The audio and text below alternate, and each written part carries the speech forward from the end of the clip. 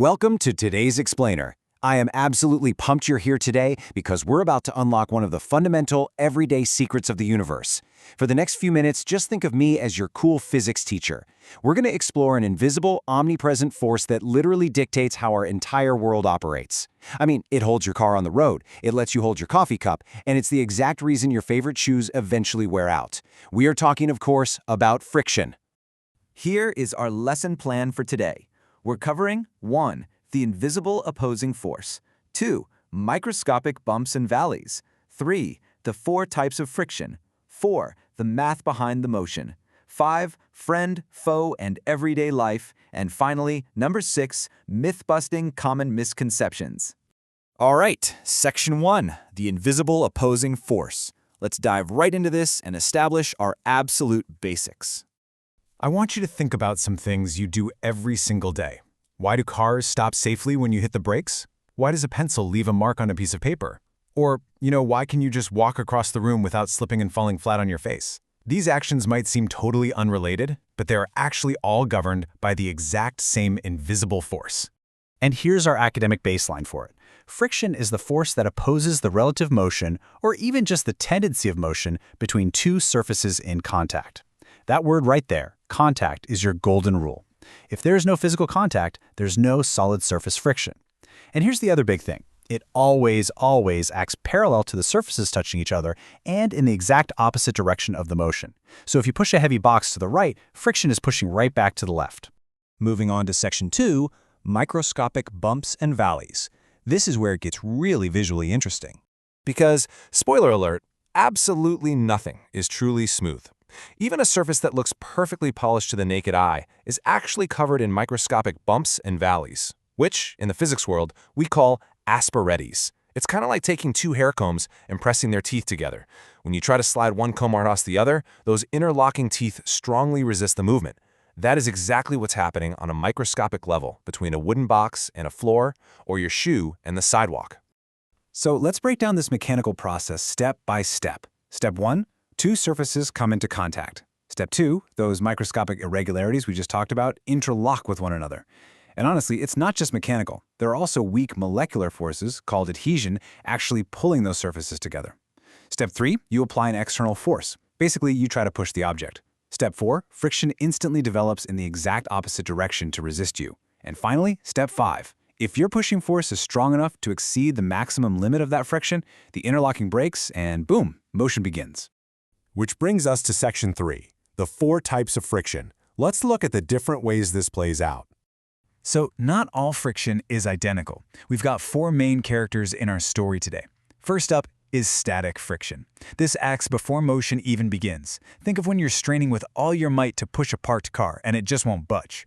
Second is sliding, or kinetic friction. This kicks in when surfaces are actively sliding over each other, like dragging a really heavy suitcase. Third is rolling friction, which happens when an object rolls. This one is significantly smaller than sliding friction, which, by the way, is exactly why humanity invented the wheel. And fourth is fluid friction, commonly known as drag. This happens when objects move through liquids or gases, like the air resistance slowing down a skydiver's parachute. Now, I really want to draw your attention to a classic physics comparison that trips up students all the time: static versus sliding friction.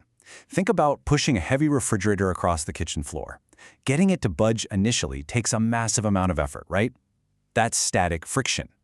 Its magnitude actually varies, increasing to perfectly match your push until it finally hits a maximum breaking point.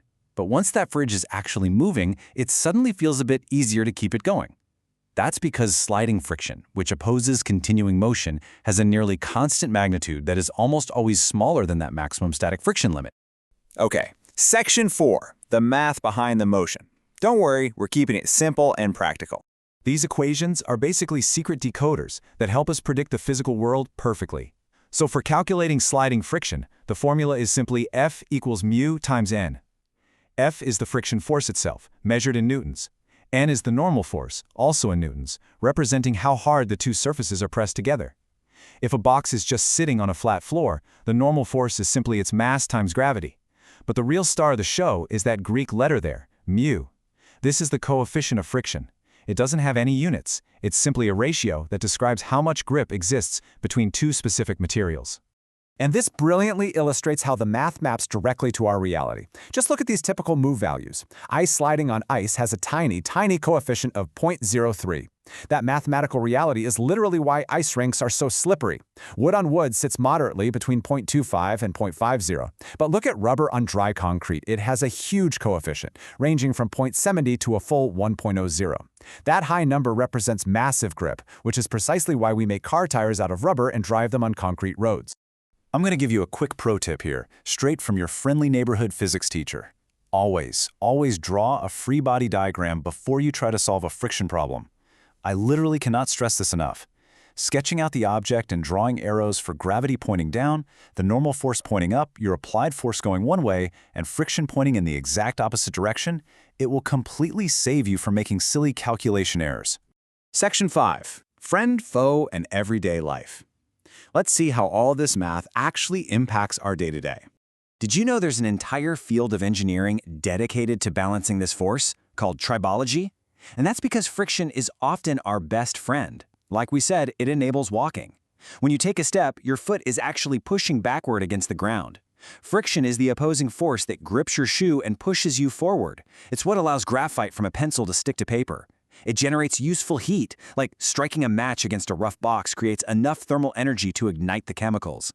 And obviously, it stops our vehicles safely by converting kinetic energy into heat in the brake pads. But friction is also a formidable foe. Continuous rubbing removes material from surfaces. It's why you have to replace the soles of your shoes and the tires on your car. In machinery, friction produces a ton of unwanted heat and actively wastes mechanical energy. It means car engines have to work much harder to overcome that resistance, which increases fuel consumption. And that right there is exactly why we use lubricants like oil and grease. They create a thin, slippery barrier between moving metal parts to reduce all that wear and tear. Finally, Section 6. Myth-busting common misconceptions. Time to clear up a few things. Let's rapid-fire debunk some stuff here. Myth 1. Friction is always bad. False. We just learned we couldn't even hold a cup of coffee or walk without it. Myth 2. Rougher surfaces always produce more friction. Not always true. Even incredibly smooth surfaces can have high friction due to molecular adhesion, those weak atomic forces pulling them together. Myth 3. Friction only exists when objects move. Nope. Remember static friction? It balances your force perfectly when an object is totally at rest. And myth 4. Lubricants eliminate friction completely. Also false.